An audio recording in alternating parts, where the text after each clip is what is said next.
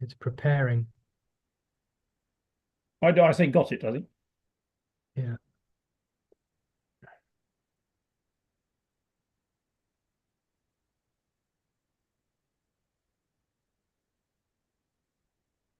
Well, welcome everyone to this latest in our series of Meet the Students. My name is Ben Pink-Dandelion. I help direct the work of the Centre for Research in Quaker Studies at Woodbrooke.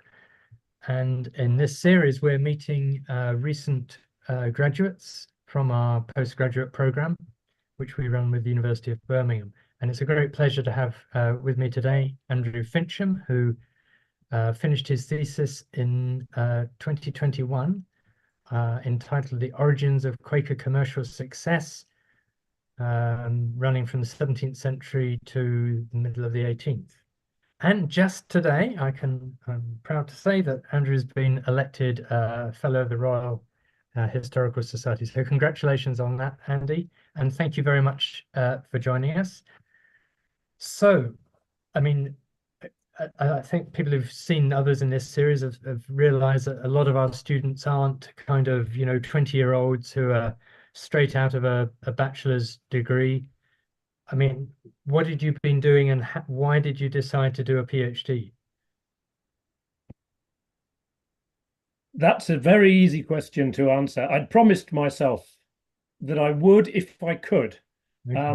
And there were two question marks, the would and the could. Um, I could not have done a PhD immediately after university. I had not only too many responsibilities, financial not least, finding Mhm. somewhere to live, finding someone who would pay me money. So a career of sorts had to come first at that point. However, the dream of pursuing an academic life, of becoming really engrossed in a particular subject, appealed to me. The real reason I didn't do it was because I didn't know what I should do it on. There was simply too much at the age of 25, 26. So many themes potentially were attractive. So, in a way, not in a way, it was fortunate that I couldn't make a decision. And Mhm. had I been offered a decision to continue with further degrees to do research, I'm pretty sure it would not have been a success because, as I learnt with you for 6 years, Yeah, yeah. we evolved what it was that was both interesting to us as academics and engaging for me as the researcher. And so the reason that I'm glad I did it when I did it, and let's be fair, that was mid 40s. Right. Um, so I was in my mid 40s when I did it. I'd set myself the goal of at least starting before I was 50, which was Okay. slightly arbitrary, but I succeeded in that goal. But chance, favorable circumstances, and eventually being able to realize that the thing that interested me was Quakerism for a start. Mhm. The the driver for it was realizing perhaps that Quaker history was an area which had been under researched, which had not necessarily been um, fully mined, shall we say, Yeah, yeah.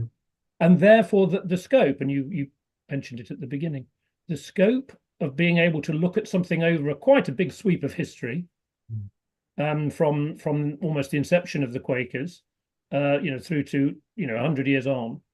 Um, that was very exciting. It was work that I thought you could add a perspective, Mhm. and as we know because we were on that journey, Yes. there were quite a few opportunities to say, is the historiography correct? So yes, a fortunate delay caused initially economically, secondly by a lack of understanding really of where I would be able to sustain the effort. And I know this is a theme of yours, and it can't be Mm. overestimated. It is a sustained effort, Mhm. and it if you want to still be enjoying it at various points in the process, it had better be a sustained effort that you want to press on with. Absolutely. Yeah. So that was why I think it was better to be done late, and better late than never, should we say? Yeah, but you were able to find something that you were passionate about and interested in, and so, I mean, the Quakers in Business Group supported you, and as they've done with another student, Nicola Sleepwood, who's just finishing now. So, That's and they right. had a clear vision of what they wanted, didn't they? I mean, they were keen to know a kind of an accurate picture of, the history of Quakers in business, in a sense, over time. And that's absolutely right. And of course, by Mm. being involved in another Quaker organization, basically from a business networking point of view. So Right. Quakers and business, then and now, aim to promote Quaker values in our working lives, I suspect. And it's a networking group for people who are engaged in that. What had been very clear to that group in particular, and we will talk about the financial element to it later on, but it was extremely important to me that actually we might talk about it now, in as much as there was something highly indulgent, I felt, about abandoning one's career, even part-time, and doing a piece of research. It seemed to me to be very selfish, very self-centered. And many of the things that I'd thought would interest me were really things that perhaps only interested me. And of course, at that point, there is that still small voice in your head that says, why on earth do you feel justified in pursuing this line of inquiry? Not least if it means that the children's shoes will pinch or the washing machine will continue to wobble and make that awful noise. You have to make sacrifices, obviously, in order to do these things. What was very important to me with the support of Quakers and business, and that amounted to, over the years, almost £10,000, and it helped to cover the expenses associated with the tuition fees. I must add also that in my final year, I was supported by an adult grant from Friend's House. Okay. So the adult education grant there actually came in to support the final year of my studies. So there's two lots of people that I would always like to acknowledge. But importantly, it wasn't merely the financial contribution. We could have argued that was, of course, a blessing and a boon.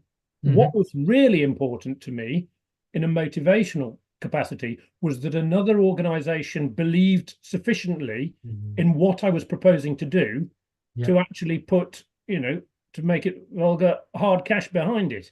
And so it ceased to be an indulgence, although clearly it felt like that for me because I was being given the chance to do something that I wanted to do. It felt very, very much like a shared experience, a shared journey, and that there was a purpose to the research beyond, the acquisition of the title, doctor or PhD at the end of it. And I wouldn't underestimate the motivation of actually wishing to complete a piece of work that your peers, as we would now say as a doctor, as a doctorate, that your peers believe to meet the standard. And again, you must say this many times, not that they agree with. Yeah, sure. You're not trying to produce a piece of work that is actually universally appreciated as a claim, but at the same time, you are producing a piece of work which has reached the standard that the examiners believe is sufficiently rigorous. So that journey itself is worthwhile because that's testing yourself, but to test it in a wider context where an organization, Quakers and Business is a recognized body in the British yearly meeting, but it had a wider importance, and that's something that is being sustained. Now there's still the interests. We are still wanting to understand what are the implications of the research for us as a group and for the wider business community and for Quaker businesses, in the UK and beyond. So that's had a life beyond collecting letters. And we have a day on June the 29th when you and Nicola and Ian Cook are going to present your work, and in conjunction with the Quakers in Business. So that will be really interesting. As you say, it takes it, keeps it going. Yeah. It does. And of course, for me, that's going to be fascinating because whilst I know what Ian and Nicola have been doing, I would be very interested to see how it all weaves in together. Absolutely. I mean, you're probably the best person at the moment. You're probably the person who understands that more than anyone. So Yeah. if there are going to be any bets, I'll come to you for a tip. But it will be interesting to see how three individual researchers looking into aspects of the same, what should we say? Same problem statement, which is, why did the Quakers succeed in business disproportionately, I think is the easiest way to put it. How we've come up with different elements of the, of the truth, if you like. Yeah, sure. Careful to use that word, but it's a very rich mixture. I mean, it's a great moment actually in this kind of area of study to have the three of you working on it. So I'll come back to your actual work, but I mean, you've talked about the sacrifice, talked about working part-time. So you were researching part-time and working part-time. So that yes, couldn't have been easy. I mean, how did all this go down at home? I mean, did you have to sell it there, or was it were there moments where they said, "Oh, this is I've giving it never away"? seen I've never seen someone in a partnership who completes a PhD that doesn't end up with, and finally, thanks to my ever patient partner, for effectively not killing me halfway through. And I think that must be the case. A supportive partnership is there. I do have a wife who, if this is going out live to the world, is a saint. I shall say it now, then I can refer to it in future times. But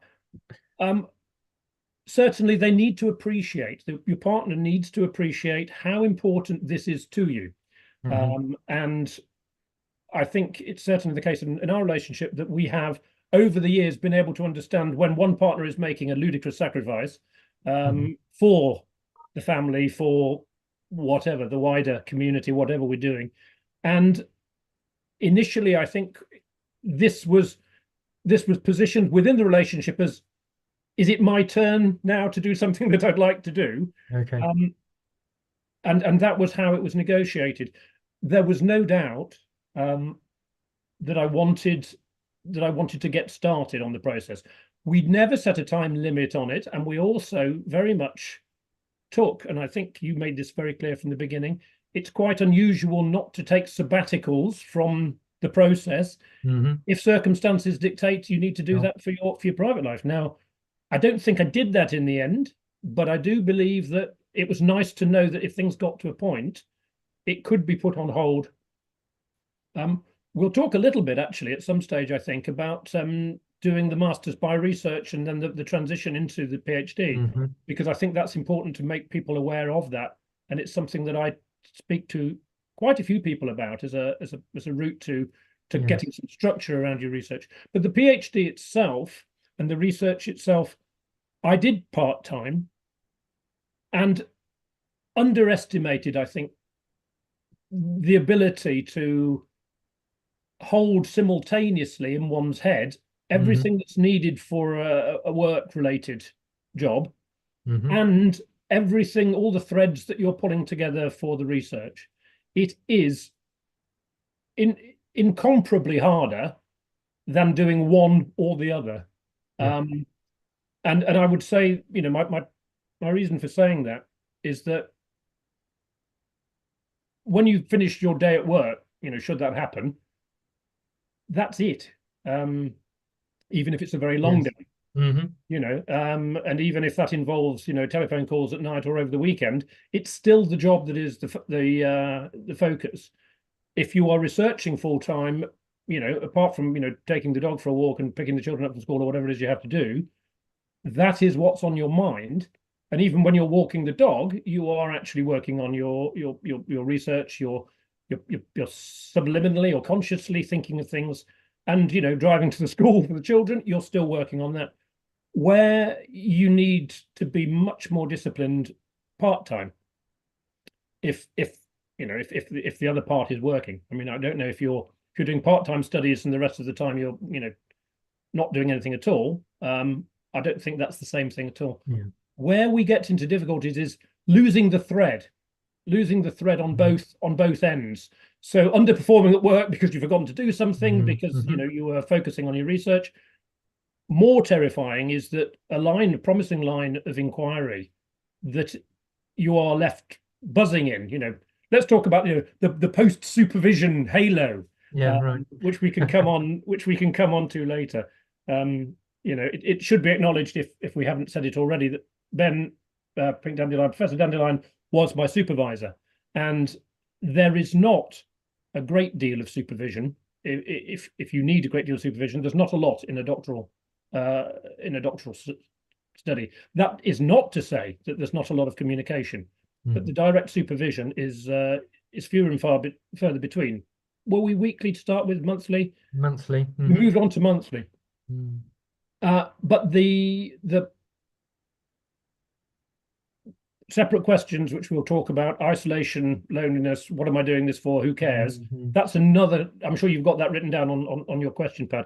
But when you get to a point where you have something potentially exciting, and I'd say that within the terms of early modern history, 17th century socioeconomic data, that suddenly falls into place, it can be so important to get that to a point where it's in sufficient shape that you can come back to it. If you think about it, it's like fishing things out of a pond. You need to get them out of the pond and onto the side, rather than say, oh, it's down there somewhere, I've spotted it, get out of the pond, and then say, well, I'm sure I can find it again. Because there is always the fear that you've lost it, that the flow, the thread, the revelation that you felt but hadn't quite achieved will be destroyed by getting into an inbox of 22 emails and suddenly realizing that you've got to go to Croydon for the afternoon, which it's not conducive. So I think it shouldn't be underestimated how much more disciplined your thinking processes need to be. Now, obviously, there could be many people, Ben, who are watching this and saying, well, that's not difficult, that's what I do. I make notes, I have everything down, I write down what my thoughts are coherently, I write down what my next steps are going to be, I place down my pen, and then I go to work. If you're that kind of a person, it will be less of an issue. I think if you are someone who prefers more creative thinking, wider ranging thinking, and in the moment of ecstasy fails to write down where you've got to, what your next steps should be, and allocate time to address them, then it can be a challenge. So I recognize many of those could be personal flaws rather than general ones. But I think the blurring of, no, it's not the blurring, it's the overwriting of one part of your life with another part of life, which is not just restricted to doing research, but of course it can be very, very important if you're at that stage where you need to. Do you think the PhD, though, was as you imagined it might be? I mean, I think that's one of the questions we have for those of us with partners or family, that it's difficult for them to actually understand how absorbing or how much concentration or time in your head you might need. And I mean, it's not like writing a lot of essays for an undergraduate degree. Suddenly you've got this one single research question. And even, I mean, you began with the MA, you did this transfer, which is one of the standard routes at Birmingham. But I mean, the project doesn't change. It just, you get more time and more space, in a sense, to put down your work. But I mean, it's not like anything else that we've ever done educationally. I mean, no, not in the least. And of course, I can give you an interest. We spoke about my partner earlier on, who is an expert in her field, I would say, and has established that over the last 12 years. Without going into what that is, there is this question of, well, there's a doctorate in that, quite clearly, because she is not only an expert, but there are people who do not understand what she understands, and that should be documented. Having seen me go through it, the enthusiasm, Ben, for doing it Okay. is limited because and it is right for you to draw attention to the fact that it's not what you expect for a number of reasons. Whether that's helpful, not to know. I think we need to discuss that too, because Yes. would we have a good friend, Joanne, who actually did a second doctorate, Yes. having done the first at Cambridge in the 1970s with notebook and pencil, then launched into a second one in her 70s, possibly. Yeah, sure. So it's not to say, but characters like Joanne are few and far between. The idea that one would do a second doctorate doesn't really occur to anybody. It is a level of work, a level of commitment, and a burden that you carry for years. And that's the way to look at it, which is why it must be something. It must be. But we all carry burdens. It's not that a burden is necessarily a bad thing, but it has to be a burden that you've chosen to carry, and it has to be one that you continue to wish to carry. And you have to think that getting the burden to the end point is worth it. There's three different things. And there is, and I hasten to say, not with you at Birmingham, but there are many people who don't complete PhDs. Yeah, sure. Many. And the reasons why are the burden becomes too heavy, the burden's not worth it, or the destination's not worth it. And well, that's right. Yes. And I mean, particularly say with our group of more mature students, or then obviously it's an option. I mean, it's not necessarily a stepping stone on an academic career path. And the very kind of sense of being led into something can also take somebody out of it into some new venture. So, but you're right, it doesn't happen very often with us, but it is there. Yeah. So let's just talk for a moment. I mean, let's tell people what you were looking at, and what was it that kept you so excited for 6 years?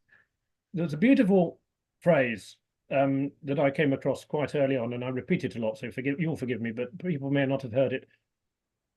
A Quaker historian of the 70s or 80s, Melvin Enby? Yeah, Melvin Endy, yeah. Endy, yes, Enby. It's my dyslexia coming through. We can talk about that later. Can't get my B's and D's right. And footnotes, Ben. We ought to talk about footnotes for people who aren't necessarily keen on that kind of thing. However, he made a point that there has to be more to Quaker commercial success than for them to have diligently refrained from placing sand in their sugar. And this idea that Quakers were successful in business because they were more honest, were better, were in some way rewarded rewarded with commercial success for their innovative honesty. And that phrase stuck with me. And then, of course, it allowed us to explore actually that there were more than one perspectives from which this had been explained. And that got exciting because, of course, the next one was your friend and mine, Max Weber, who had decided to use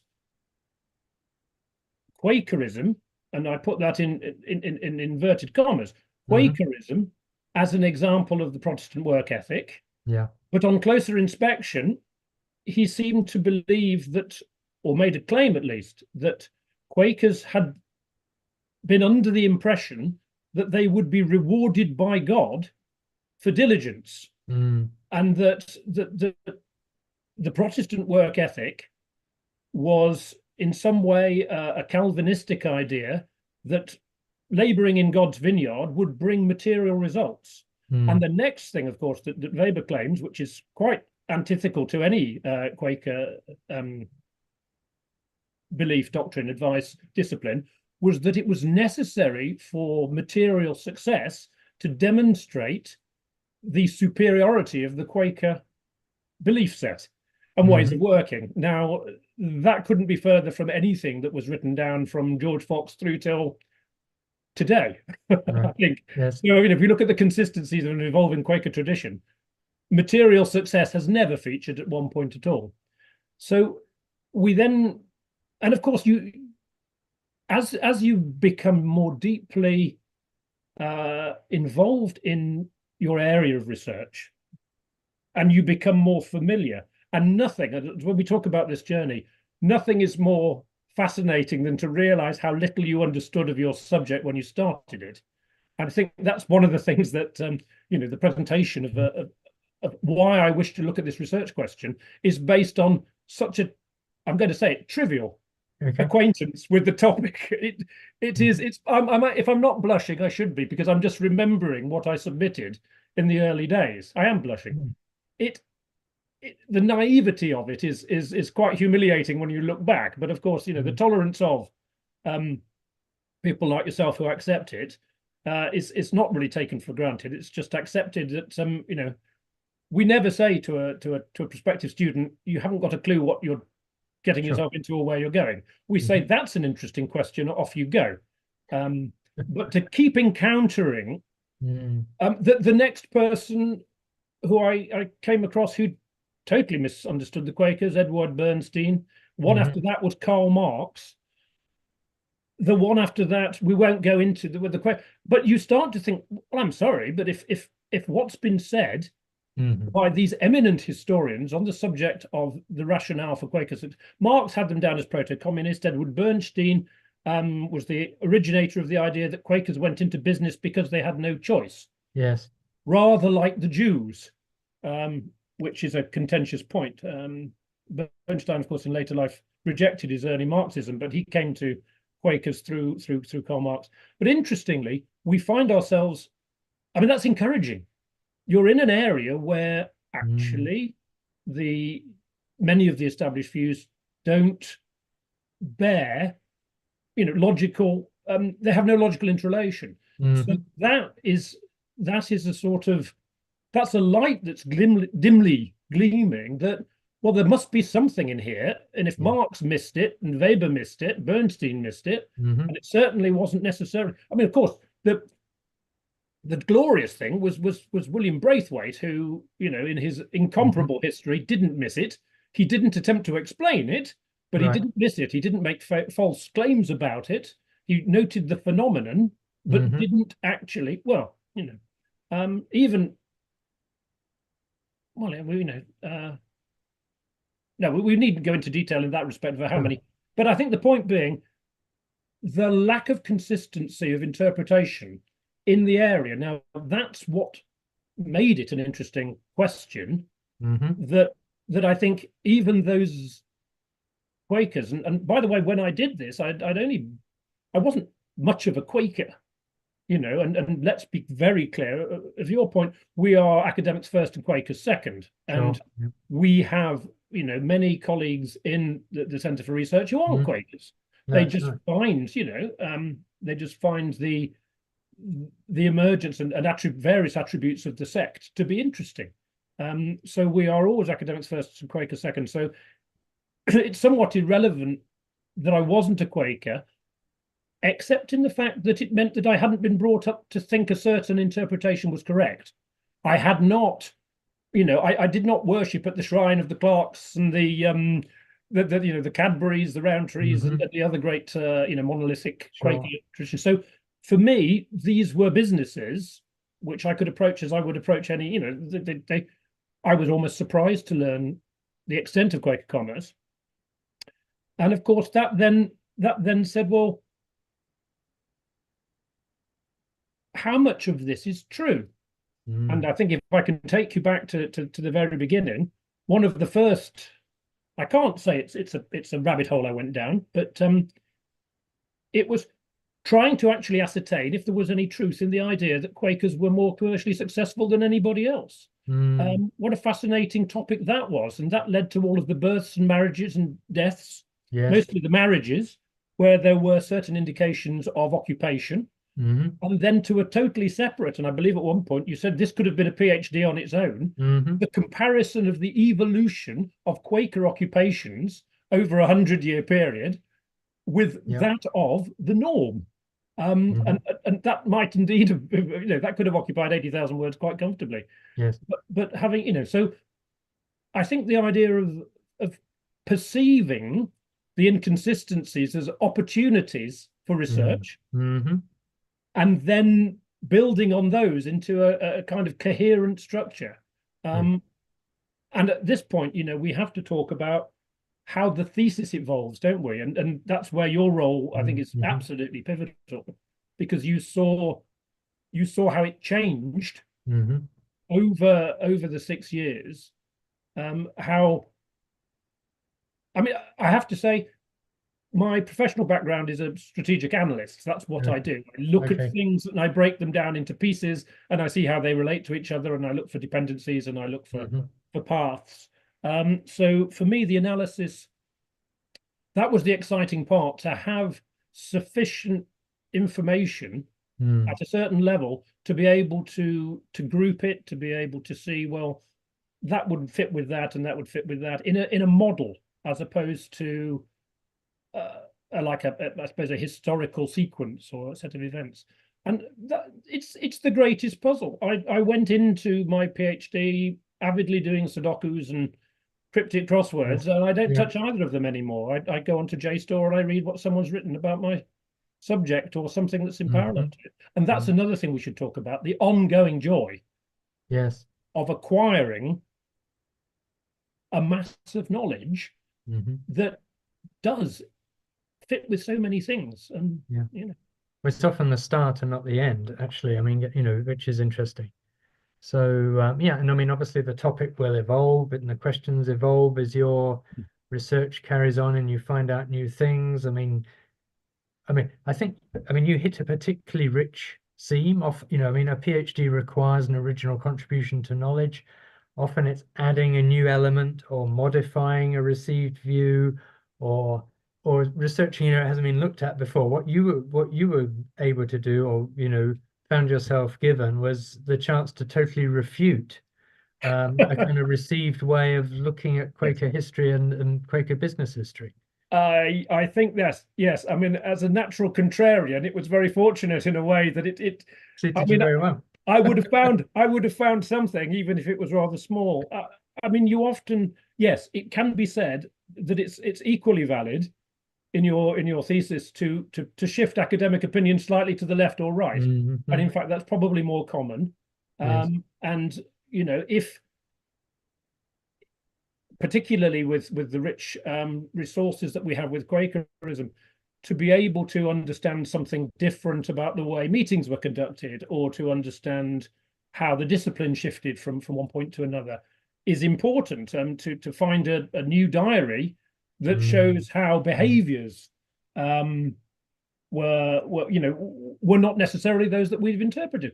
These are all valuable contributions. I particularly loved, what was nice about my high level cross pan-century view was I could, and this is what's fascinating still to me, still finding wonderful incidences of Quakerism which could explode into a PhD.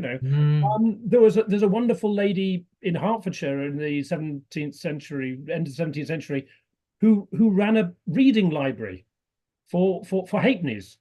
She had Quaker books. Nobody else in the village had books, and you could, by paying her a halfpenny, and that was for the safe return of the book. You could borrow the books from her Quaker household.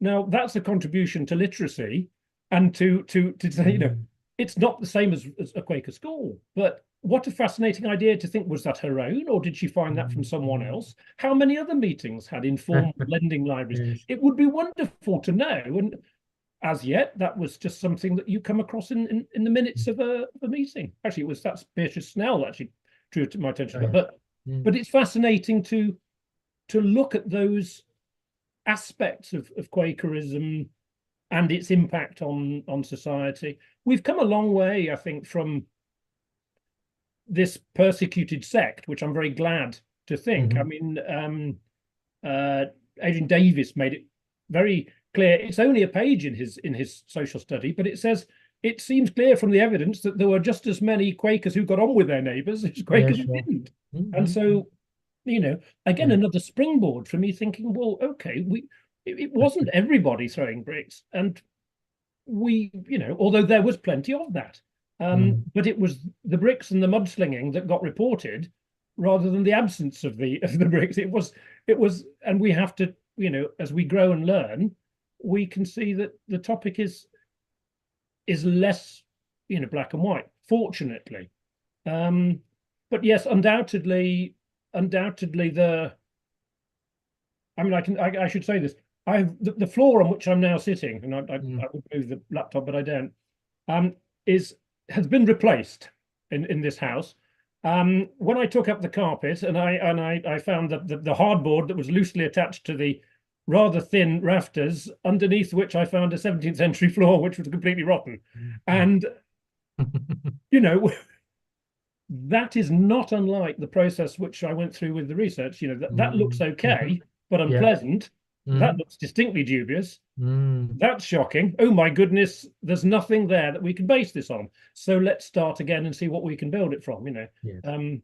Big shout out to Tom Wilson for doing the floor. I think I was pointed to this moment in the podcast, but yeah, it is that process of uncovering layers of evidence which point you in a certain direction, and Yeah. it is exciting. It is, we will all have during the course of our research a sort of Tutankhamun moment when we open it up and see the wonderful things, and that's happened to everybody who's completed a doctorate. I'm absolutely sure of it.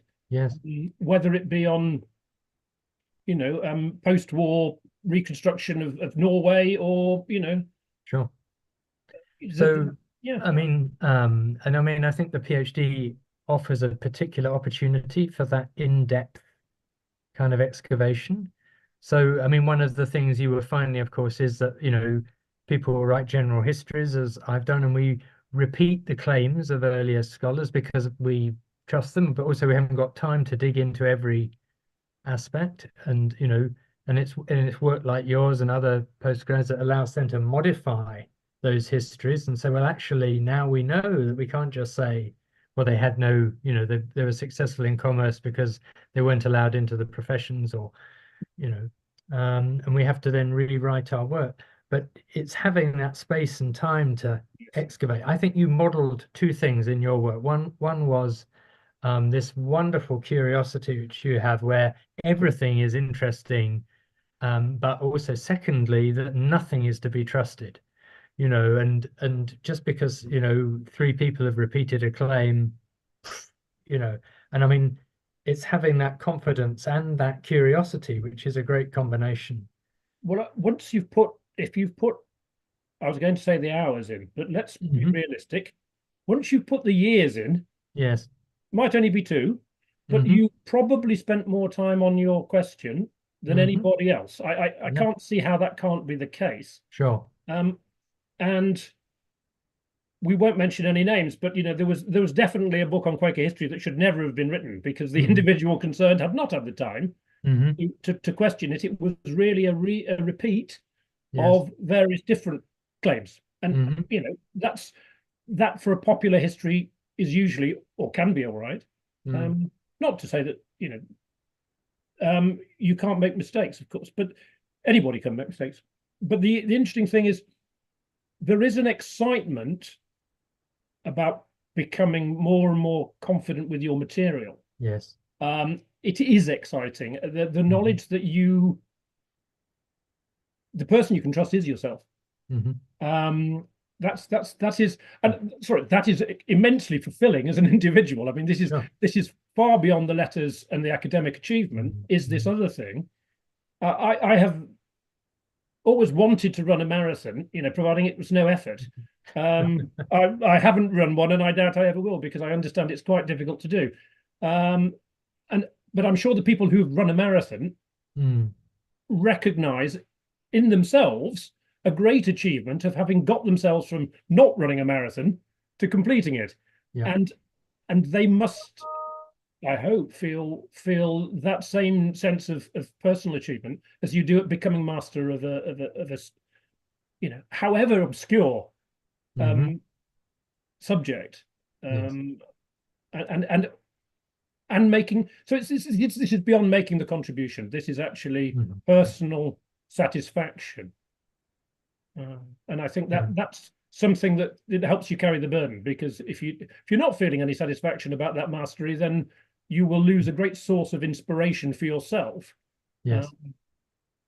And my sense of your journey was that you gained quite a lot of that confidence along the way, but when you came to submit your thesis, you were very clear that you discovered something important, and which is very, I mean, it's a kind of essential that we have belief in our work as we go into the viva process where we're to defend our thesis. But I mean, if anything, to me, felt particularly confident. And I mean, I wondered how the viva was, because you're both kind of needing to respect your examiners and yet also defend your thesis and say, well, look, actually, I have discovered something which everyone now needs to take note of if they're interested in this subject.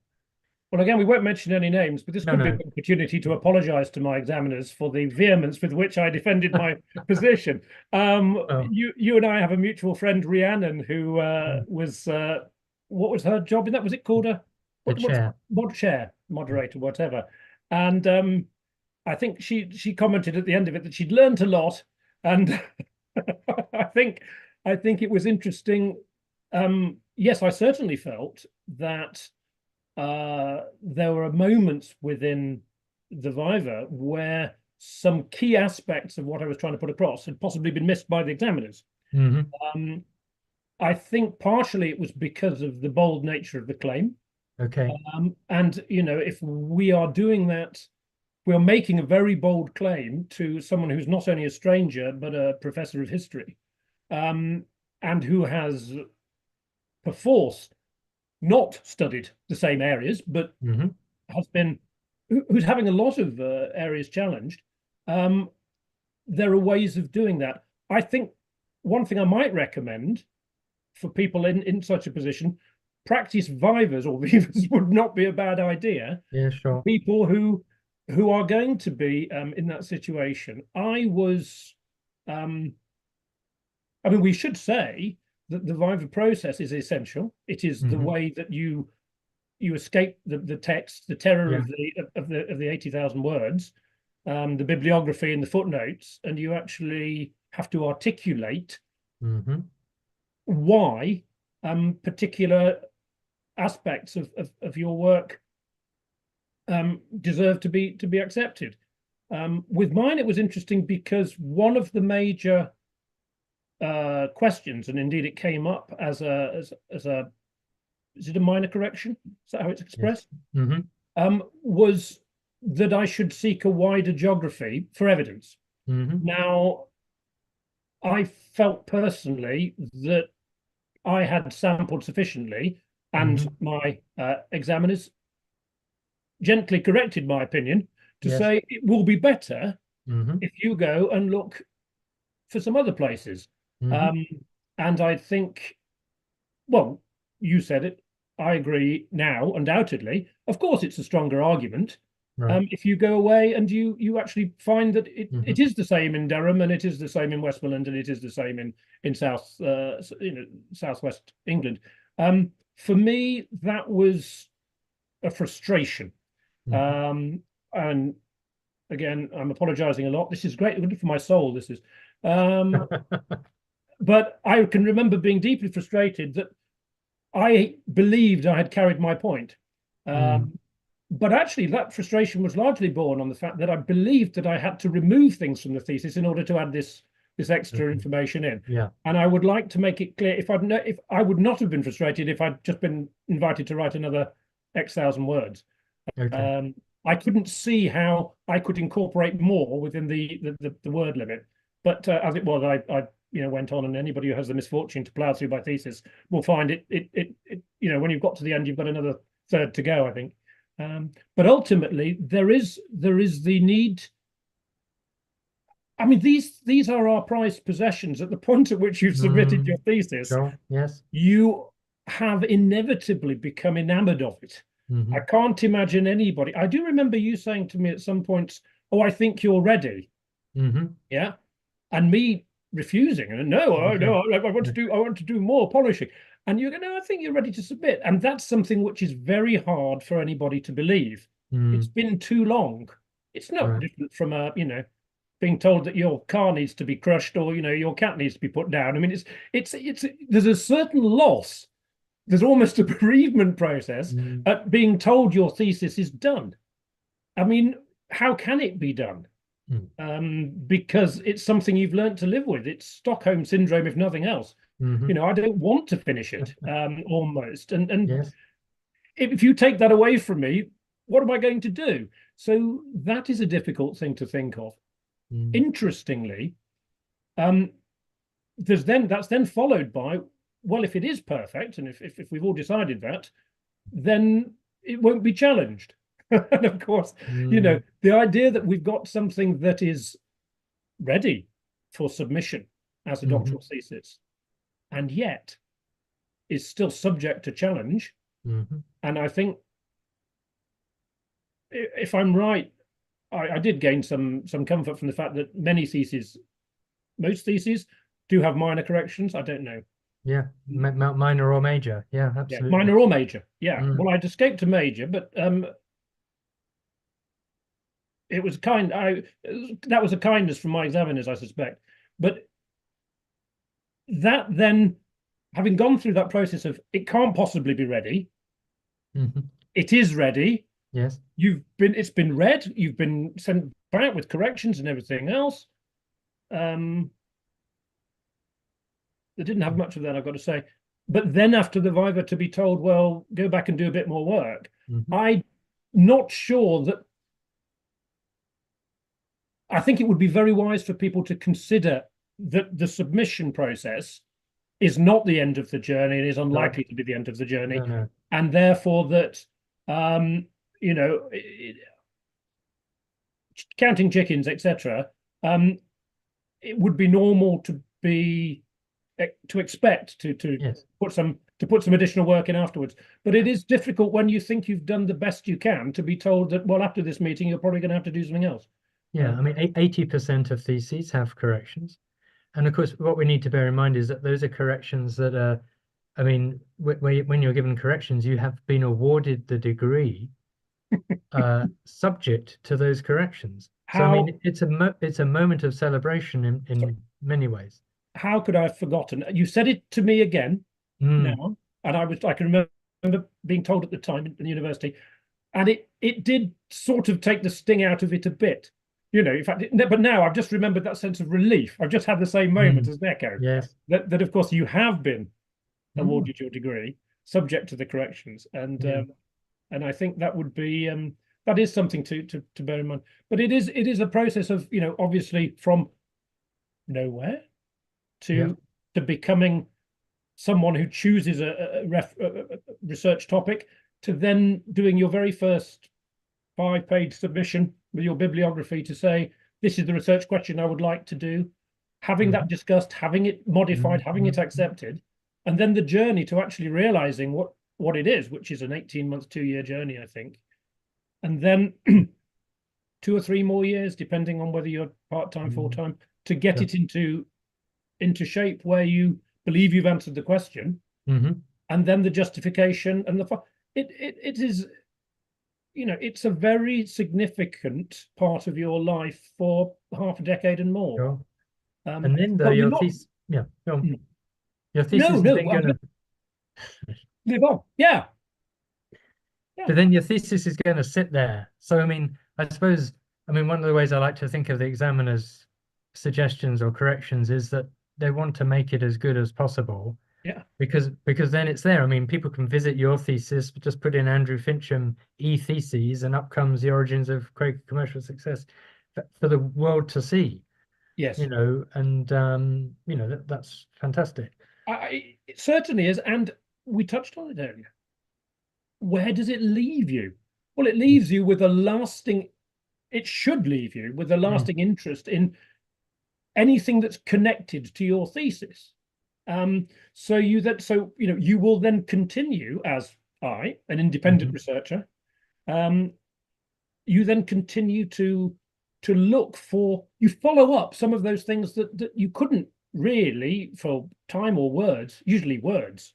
And you Mhm. were very good at saying, I think we should stop it there. You know, Yeah. we need, and you'll be able to say that on this interview in a moment, but we need to keep it within a framework. But there are lots of rabbit holes which are fascinating and make for interesting articles. And let's talk about that. Yes, I was going to say, I mean, you published along the way, didn't you? And I mean, Very much so. yeah, I mean, and partly that's been acknowledged today, I think, with your, you know, election. Yeah. Yes, and of course, which is, yes, it's been brought seriously forward by the fact that I think the first chapter I contributed to a book Mhm. was probably in year two, which was Mhm. the volume you did with Stephen Angel. Again, very fortunate at the time that that volume was the one. You Mhm. know, that was coming up. Yes. It was a themed volume, and it's something we haven't said. The importance of writing along the way. Now, I think you would, anybody who is going to be supervised by you would know that. But I've met other people who have not put things down, Mhm. even in reasonable form. One of the great things about Woodbrooke and the community there is we were giving 20-minute papers Mhm. from 6 months in, Yes. At the student um, days. Yeah. student days, and that got you to condense a thought into 3,000 words, Mhm. with some footnotes, read it out in front of people who probably at that stage knew a lot more than you did about the wider context. Right. Yeah. I mean, let's call out Rosemary Moore sitting there in the middle. Uh, You're talking about the origins of Quakerism and the early Quakerism, and Rosemary sitting there. Mercifully, at the first couple of times I spoke to her, I wasn't sure who she was. So it's only later that I've learned to treat her with respect mm, and fear as well as love. Yeah. So I think this habit of getting into a position where you have you have useful, um, defined, documented pieces, whether that be the literary review or where you go, literature review or where you're going to go. So those things are important, and those help with publication because you get used to doing 3,000 word chunks or 8,000 word chunks of discreetly argued, properly referenced. And that's the other point as well. Let's talk mm, about proper referencing. mm, I'm aware of the time, but yeah. the necessity of completing a 20 or 30 page bibliography, if there's anything that I find extraordinary about achieving a PhD, it's that I have been through that bibliography. I cannot believe. Mm, mm, I mean, they're all old friends now, but yes. I've got hundreds of books in here, but most of them I've not read. That's not quite true, but it's interesting to think that the level of engagement with existing scholarship, with new material, with secondary sources. I mean, the new material bit is something that would attract people to Quakerism. Mhm. I mean, few things. I would, yes, today's election as a fellow of the Royal Historical Society is a standout moment. But I think when I found a little buff envelope in the archive at Friend's house, which contained the original documents from Balby from 1656, nobody knew what was in there. And for Mm, anybody who thinks I'm going to be the last person, please go down to Friend's house yeah, archive. yeah, sure. Um, they will be so glad of your help to understand so many Quaker documents were put in there that we are running Still decades behind. discovering. Yeah. Mm, I mean, not so there's an excitement there about not just engaging with scholarship, finding people who agree with you, finding people you disagree with, finding people who are shining light on the subject from a totally different aspect. And that's something we could perhaps mention as well before we close. There will be times when your subject has exhausted your enthusiasm. mhm. There have to be. Everything's like that. But there will be then the opportunity to step to the left or right, above it, or possibly even below Mhm. it, and read something that's not directly relevant, but is tangentially connected. And I Mhm. think that that's the joy of working in this field that we work in. we're all tangentially connected, all the work that is being done. And, no one sees it more clearly than you do, as a supervisor, but it is the way your work interacts with other people's, the way that their enthusiasms can rub off on you, the fact that we are collectively a group of people researching a fascinating topic. I can't recommend it highly enough, Ben. There we go. Perfect. Thank you. Well, we are coming to the end of our time.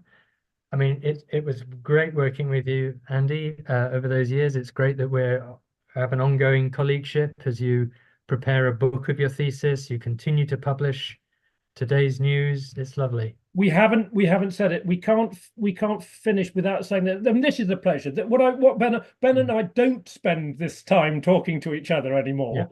Yeah. As I hope has come across, I thoroughly enjoy it, and I can't think of anyone I would rather discuss my work with than Ben.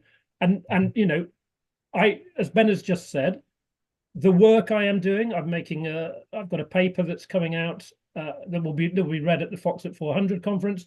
Mm-hmm. I wouldn't dream of doing that without at least passing it by Ben. As I continue to work on my book, it will be Ben that if I get that nod from Ben, I carry on with enthusiasm. If I get that that look. Lovely. Great. So yes, that ongoing relationship is absolutely tremendous, and it is a lifelong connection. I mean, as I've said, wives and partners get thanked in the